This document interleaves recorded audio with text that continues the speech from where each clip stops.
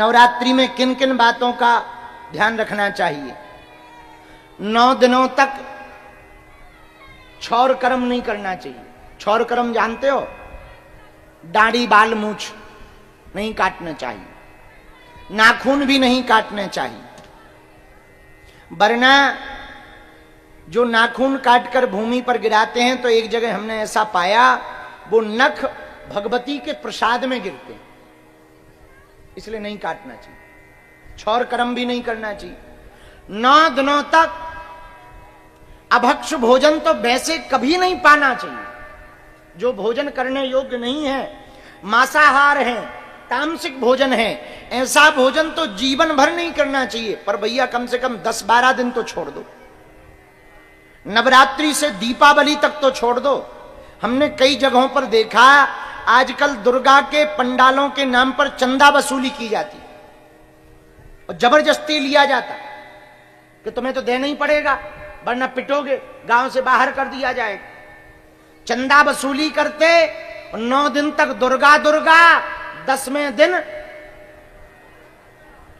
समझ जाओ हम क्या कहना चाहें। हाँ, 9 दिन तक तो दुर्गा दुर्गा। और ये बात कहते हुए हमको बहुत लज्जा आ रही है कि हमारे ही सनातन धर्म के लोग ऐसा करते हैं। ये कोई मुसलमान या ईसाई नहीं करता, जो हिंदू कहलाते अपने आप को वही ऐसा करते हैं कि 9 दिन दुर्गा की आरती करते, 10वें विसर्जन के दिन मदिरा पान करके मुर्गा मांस आदि का भक्षण करके विसर्जन करने जाते। ये हमारे सनातन का सबसे बड़ा कलंक है। और बुरा ना मानना, हमें जितनी दिक्कत मुसलमानों से नहीं है, जितनी ईसाइयों से नहीं है, उतनी दिक्कत इस प्रकार की पूजा करने वाले काल नेमियों से है। ये सनातन धर्म का ह्रास है। इसलिए नवरात्रि की उपासना करने वाले सुनो, 9 दिनों तक क्षौर कर्म नहीं करना, बाल नहीं काटना, नख नहीं काटना। 9 दिनों तक हो सके तो भूमि में शयन करना, जमीन में। 9 दिनों तक तीसरी बात का ध्यान रखना, अभक्ष भोजन नहीं करना। जो भोज्य पदार्थ हो सात्विक हो सके तो फलाहार रहो। फिर भी फलाहार नहीं रह सकते तो पाव पर सात्विक पाव। चौथा नियम, 9 दिनों तक देवी मंत्र का जप करें। भगवती का मंत्र आता हो तो ठीक है, ना आता हो तो जय माता दी गाओ। और सुनो, भगवती भाव की भूखी हैं, श्लोक की भूखी नहीं है।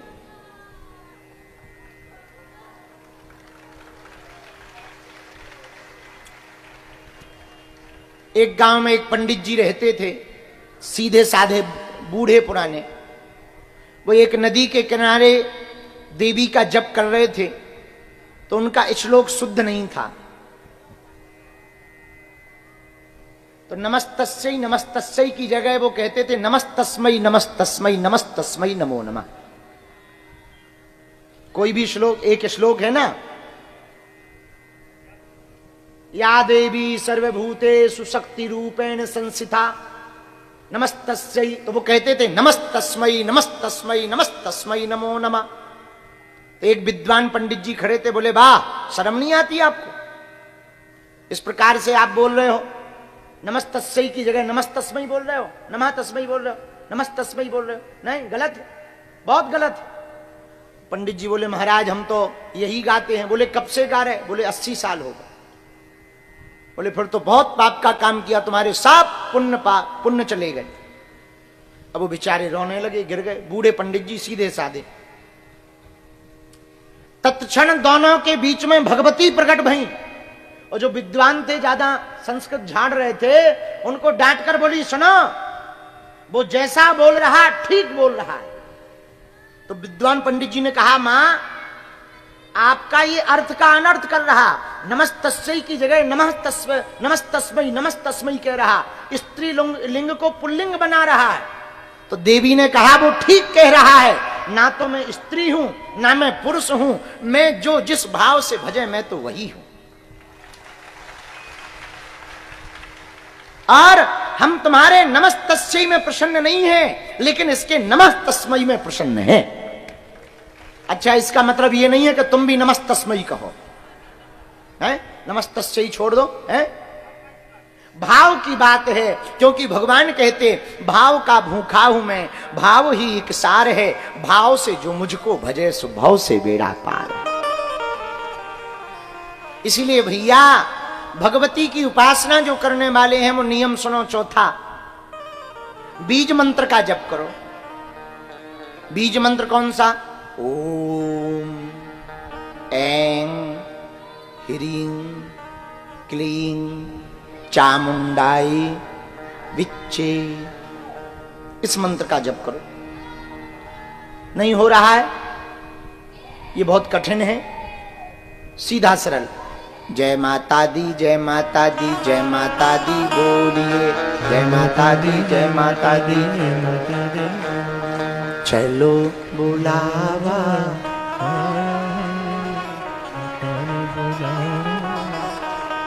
हो, चलो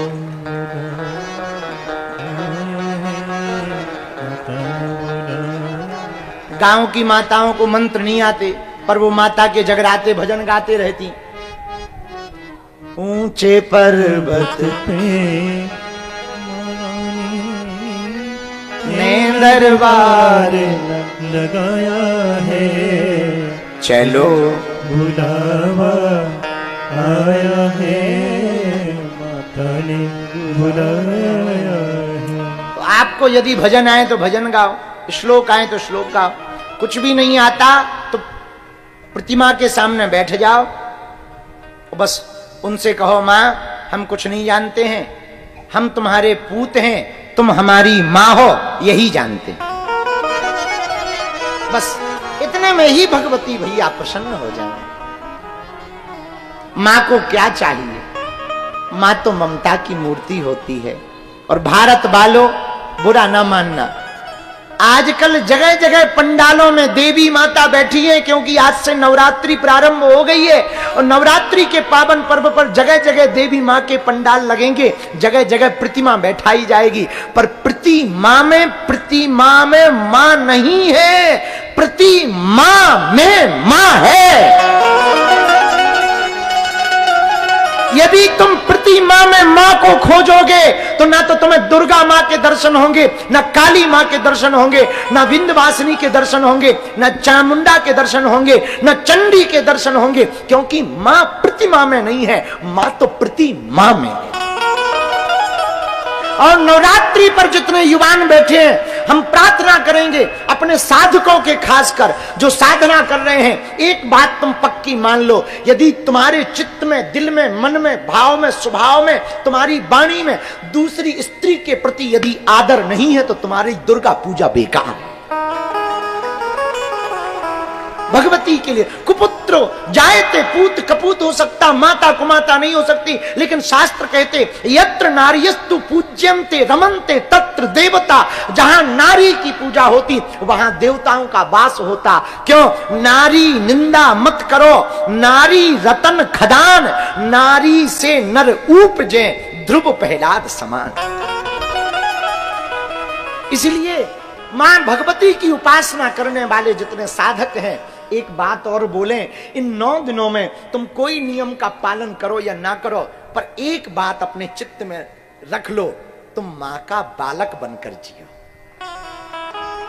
क्या बनकर जियो? जोर से बोलो। बालक बनकर के जियो, उनको मात्र रूप में देखो, बालक बनकर के जियो। यदि बालक बनकर के जियोगे तो नवरात्रि की साधना तुम्हारी सफल होगी। पांचवा नियम है कि हो सके तो प्रातः काल ब्रह्म मुहूर्त में भगवती के दर्शन कर लें।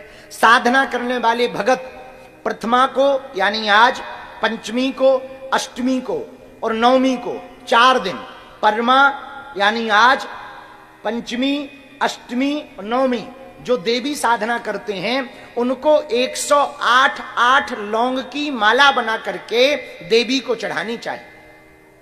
108 लौंगों की माला बनाकर प्रथमा को, पंचमी को, अष्टमी को, नवमी को किसी एक दिन या 4 बार 108 लौंग की माला बनाकर उसी माला से जय माता दी या ओम नमः चंडिकाय नमः ये मंत्र का जप या बीज मंत्र जो बोला वो या गुरु मंत्र का जप बोलकर पूरी माला का जप करके देवी को चढ़ा दें, फिर बाद में उसी माला को उतार कर अपने घर पर रख लें। सदैव देवी का वास तुम्हारे आसपास रहेगा।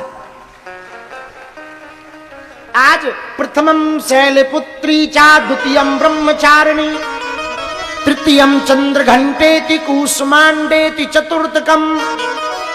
आज पहला दिन शैलपुत्री का है।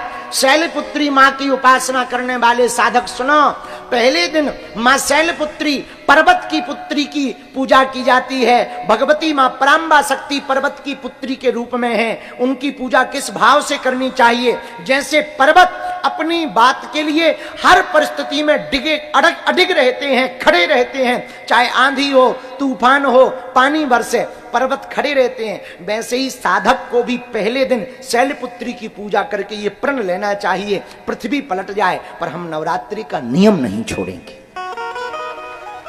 उपासना का नियम नहीं छोड़ेंगे। तो आज का दिन संकल्प का दिन है। कौन सा दिन है? बोलो बोलो बोलो।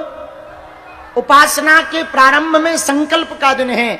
आज संकल्प लिया जाता है हम 9 दिनों तक ये करेंगे, ये नहीं करेंगे। तो पहला नियम आपको, 5 नियम आपको पता चल ही गए। भूमि पर शयन करना, अभक्ष भोजन नहीं करना, नख सिक आदि छौर कर्म नहीं करना, नाखून आदि काटना नहीं है, सब में देव दृष्टि रखना, स्त्रियों में, माताओं में भगवती के दर्शन करने की चेष्टा करना, बीज मंत्र का जप करना, भगवती की आराधना करना, प्रथमा पंचमी अष्टमी और नवमी को लौंग की माला डालना, भगवती को दर्शन करके प्रणाम करके उस माला को अपने घर पर फिर स्थापित करना।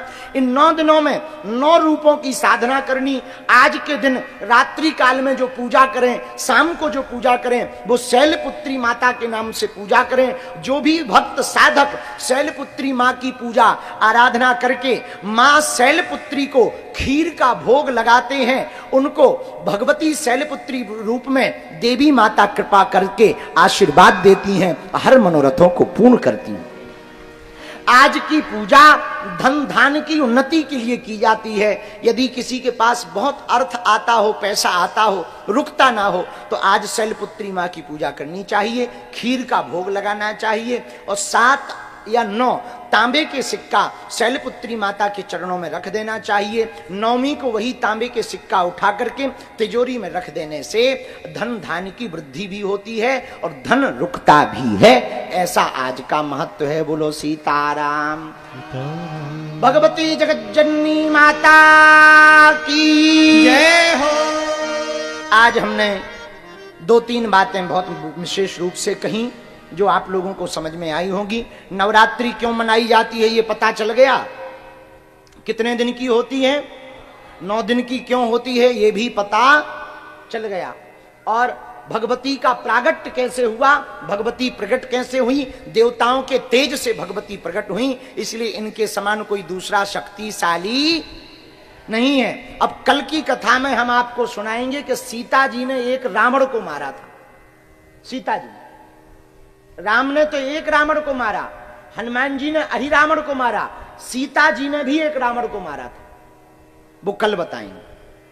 और कल की कथा भी दोपहर 1 बजे से 3 बजे तक होगी। कल द्वितीय दिवस की चर्चा में ब्रह्मचारिणी माता की चर्चा की जाएगी। इसलिए हो सके तो एक आध पटका कोई सफेद वस्त्र डाल करके जरूर आवें, वो प्रतीक होता है ब्रह्मचारी का। सफेद वस्त्र पहन करके आवें तो बहुत अच्छा। कल की चर्चा कल करेंगे क्योंकि हमारी साधना भी है और हमें साधना में भी बैठना है। प्रणाम करने की ना कोई जिद करना, ना सन्निकट आने की जिद करना, दूर ही रहना, दूर से ही प्रणाम करना। और हम 9 दिनों तक रहेंगे। कल से हम एक कोशिश करेंगे प्रश्नोत्तरी भी करेंगे। तो देवी माँ के पूजन से संबंधित आपके मन में कोई प्रश्न है तो वो आप आकर के यहाँ अन्नपूर्णा भवन पंडाल में बता दें। कल टाइम पर बैठ जाना। आज पूजा के कारण लेट हुए हैं, कल हम समय पर ही आकर के यहाँ पर कथा प्रारंभ करेंगे। दोनों हाथ जोड़ करके भगवती को प्रणाम करो। भक्तों ने पुकारा है, जगदम्बे चली आओ, जगदम्बे चली आओ, जगदम्बे चली आओ, महारानी चली आओ।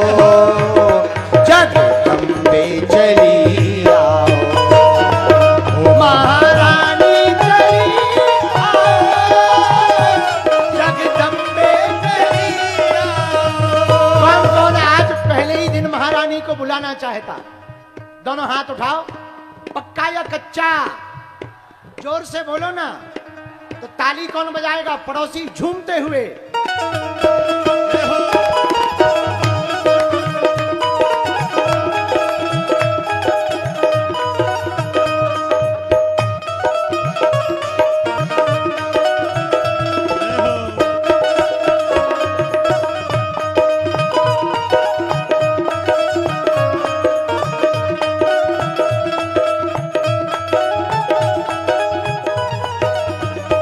जगदम्बे चली आओ, महारानी चली आओ।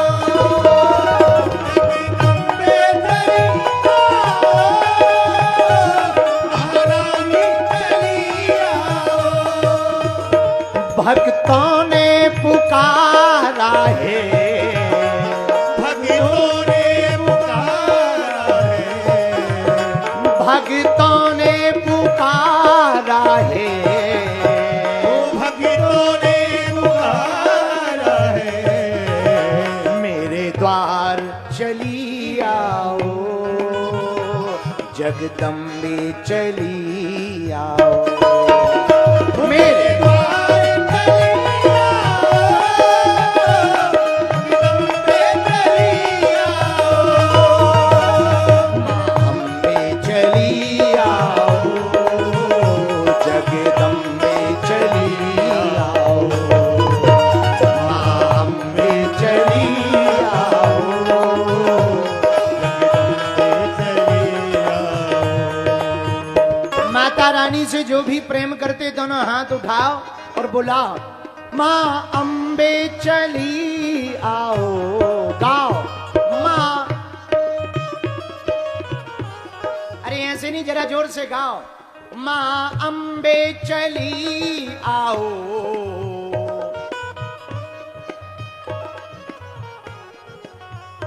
जगदम्बे चली आओ। माँ अम्बे चली आओ, जगदम्बे चली आओ। माँ अम्बे चली आओ।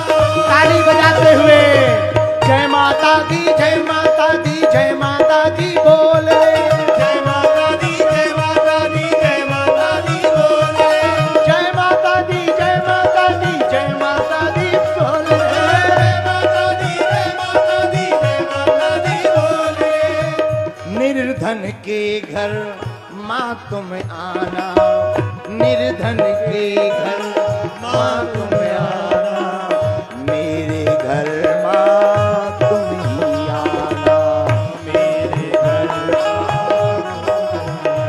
और आज पहले ही दिन मेरे द्वार चली आओ।